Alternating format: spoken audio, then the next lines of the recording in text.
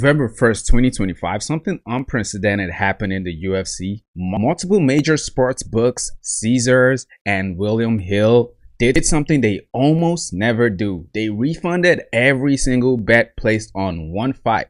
Not because there was a technical error or anything, not because there was a last minute cancellation, but because the FBI warned the UFC hours before the event that the fight might be fixed. The UFC still let it happen anyway. We're going to go into UFC Vegas 110, Isaac Dulgarian versus Yadier Del Valle. Excuse me if I butchered their name. But we're going to go into the betting scandal that exposes massive regulatory failures in combat sports. And if you think this is just one isolated incident, you're dead wrong. The FBI has flagged over 100 UFC fights in 2025 alone for suspicious betting activity. By the end of the video, you will understand why this scandal is bigger than anything we saw with James Krause and why the silence from the UFC so far is deafening. And also, I was able to dig up an interview of one of the fighters and he says something that's pretty suspicious. And how does Dana White feel about all this? They're going to go to fucking federal prison. Federal fucking prison. Safe to say he's really pissed. But before we unpack all that, if you end up liking the video, make sure you don't forget to hit that like button and hit the subscribe button if you're new to the channel, as we make breakdowns like this every single week. So let me set the scene here. UFC Vegas 110, November 1st, 2025. Isaac Dulgarian, with a record of 7 wins and 2 losses, coming up 2 UFC wins, has never been submitted in his professional career. All of his 7 wins, stoppages. His 2 losses, decisions. This guy doesn't get finished, and he definitely doesn't tap out. Now, it's fair to say it's still a little bit early in his career, but he's already made a reputation for himself. Now, his opponent, Yadier Del Valle, a record of 10 wins, 0 losses, but he was making his UFC debut. Solid grappler with 4 submission wins, but this is his first time under the bright lights. Now, one thing you got to pay attention to is the fact that the betting line opens with Dulgarian as a heavy favorite. He was a favorite of 250. As you can see here, it does say he was open at 240, which is pretty much the same thing. And it makes sense, right? Experienced UFC fighter with a proven chin versus a debuting prospect. But here's where it gets weird. If you look on here, you would see the movement of the odds, which is something that doesn't happen.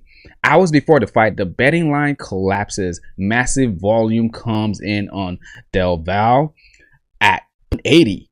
We're talking unusual concentrated betting that moves the line so dramatically that Dulgarian's odds worsens to -166 by fight time. In the betting world, this kind of movement on a prelim fight with these profiles, that's a fire alarm. That is very weird. And someone noticed. The FBI noticed. This is what we know from the alleged report so far. The FBI allegedly contacted the UFC hours before UFC Vegas 110 and explicitly warned them about the suspicious betting activity on the Dulgarian Del Valle fight. Gave the promotion time to cancel or postpone the bout. The UFC's response, they ran the fight anyways, obviously, right? Let that sink in, okay? Federal investigators, the same people who investigated the James Krause betting ring, told the UFC this fight had red flags all over, and the organization proceeded. No postponement, no investigation, no public statements. It's just weird. Now, what happened in the octagon validates every single concern the UFC had. So we're going to play that transition right here. But before we do that, it's important to point out Dulgarian's offensive positioning. Multiple analysts on social media pointed out the way he gave up his back. It appeared very unnatural, and we're going to get into people who made comments about this. For a fighter who survived 9 professional fights without ever being submitted, the lack of defensive urgency was just glaring.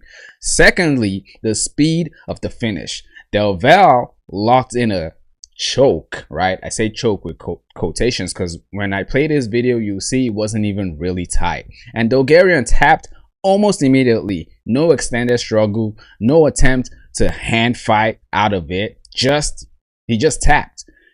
The third red flag was Dulgarian's post-fight demeanor. If we watch the footage, there is no frustration, no anger of himself or making any mistake, just acceptance.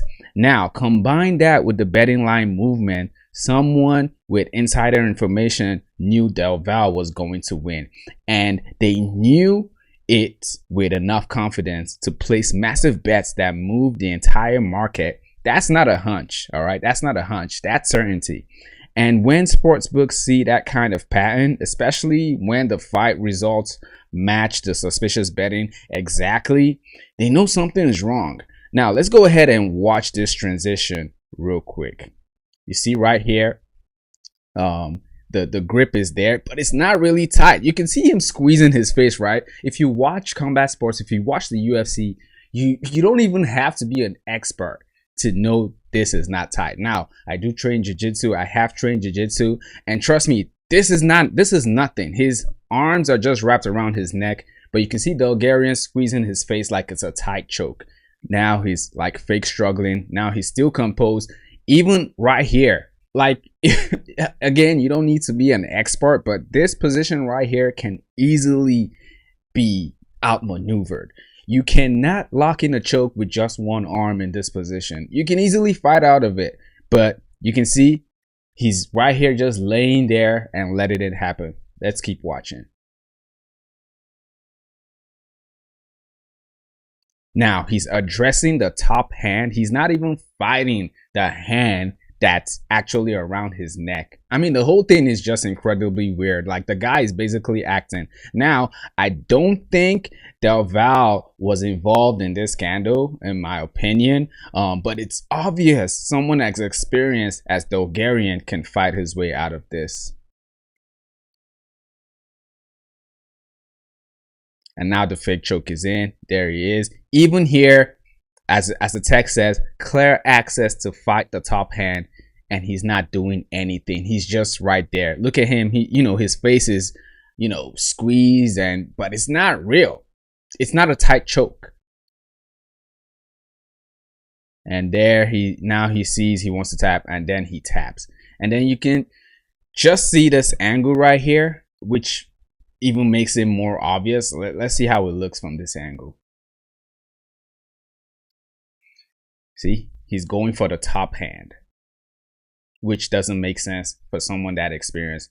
He's trying to throw a punch, and DC was going crazy doing this whole thing. He did not understand why he was doing that. Let's take a look at Michael Chiesa's comments when this was going on. I've never seen him go this ballistic. And like I said, DC was so confused. He did mention in Fight Night, like, he doesn't understand these type of mistakes that are being made. It makes no sense. But take a look at what Michael Chiesa says when he's watching the replay of this fight. Switches to hand on bicep. The top hand is right there for the taking. It gets right on the forehead. Look at this. He doesn't even try to peel it. It's right there for the taking. I mean, so why he's not even stretching the body? He doesn't even peel the top hand. Crazy. I just don't know if he was just surprised that Del Valle stuck the first takedown. Did he think he was just going to buzz through the guy?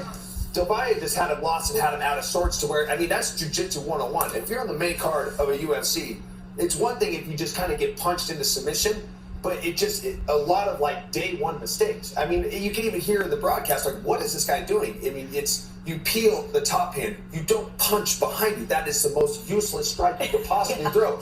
I'm sitting here on the pre-show hyping you up as a guy that could go into the top 5 and win fights, and it doesn't even look like you could fight somebody in the bottom of the top 500. It just, I gotta be honest here, that was a F- performance. It was absolute trash.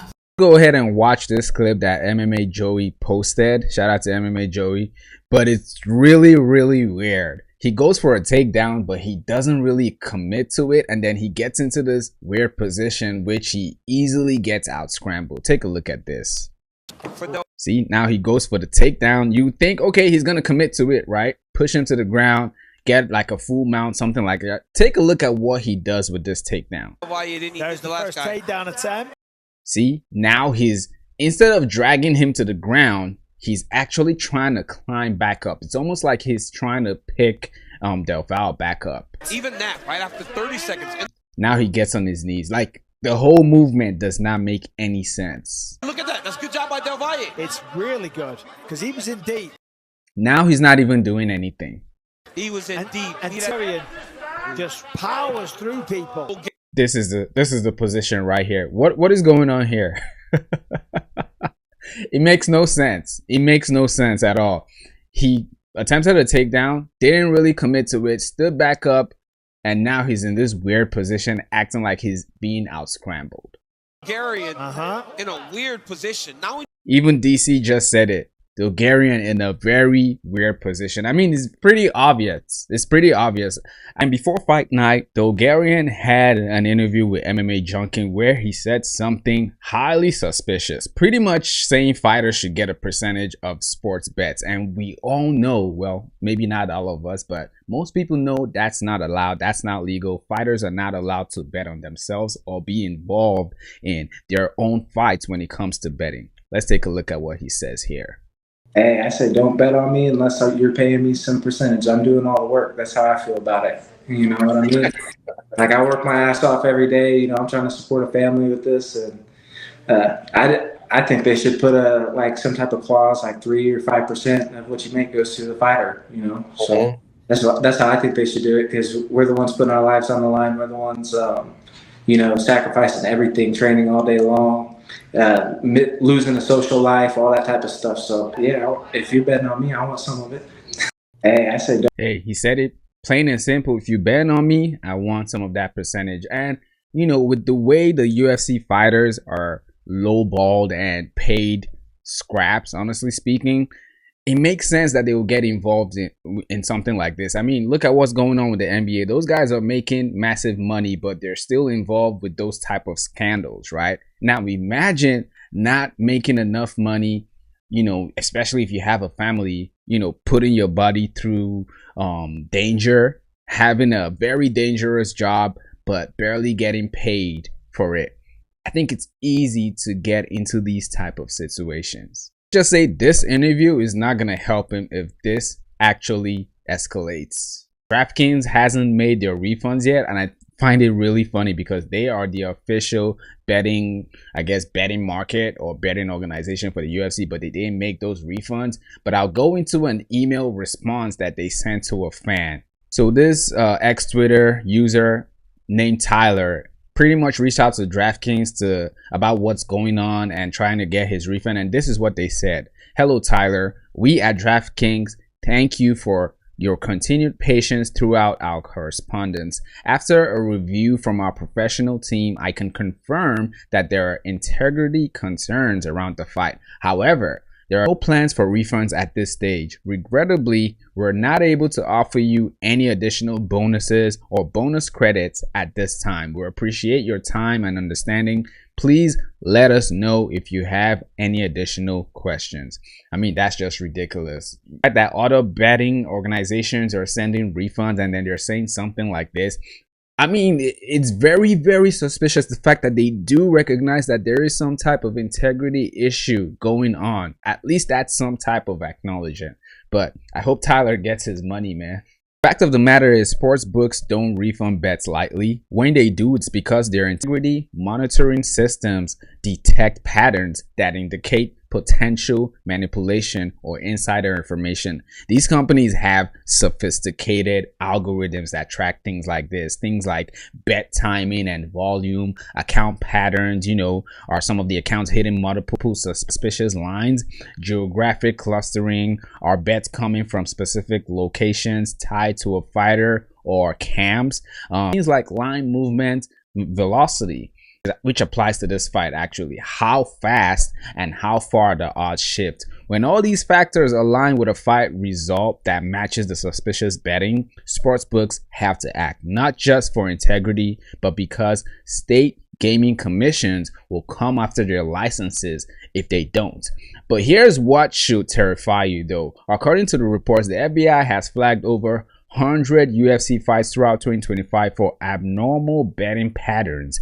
This isn't isolated, this is systemic. What are the consequences of this scandal? If Dulgarian was involved in fixing this fight, he's looking at potential federal charges, a lifetime ban from the sport, and his reputation destroyed forever. I mean, look what's going on with James Krause. James Krause, I don't think has served any time or anything like that. In fact, I don't even know what's going on with that investigation. So it's fair to say that they don't really take these things serious. Now, it really is. The money from gambling has become so massive that the incentive to fix fights has never been higher. And the regulatory framework to prevent it's failing. Dulgarian is connected to, lo and behold, James Krause. Yeah, he used to train with James Krause. They had a relationship. James Krause was his coach. So not only is he involved in this scandal, he's also connected to the individual who was the main center of attention when it comes to the biggest betting scandal the UFC has faced. Now, if you want objective analysis on combat sports without the hype, subscribe to this channel, all right? And I break down what everyone else ignores. And if you think this scandal is over, you're not paying attention. The FBI investigation is ongoing, and when it drops, it's going to expose just how deep this problem goes. Now, to be honest, I don't know if any of these guys are going to get massive consequences. Like I said, the UFC doesn't seem to take these things serious, but whatever. Let me know what you think in the comments. If you think, hey, Marshall, this is a stretch, man. Everything is a coincidence. The interview doesn't matter. The weird easy submission doesn't matter. The weird takedown, fake takedown attempt doesn't matter. But if you think this is something that was obvious, if you think this is something that is a serious problem, let me know in the comments. Don't forget to smash that like button if you reach this part of the video. Thank you so much. Help out a small channel. I'll see you guys in the next one.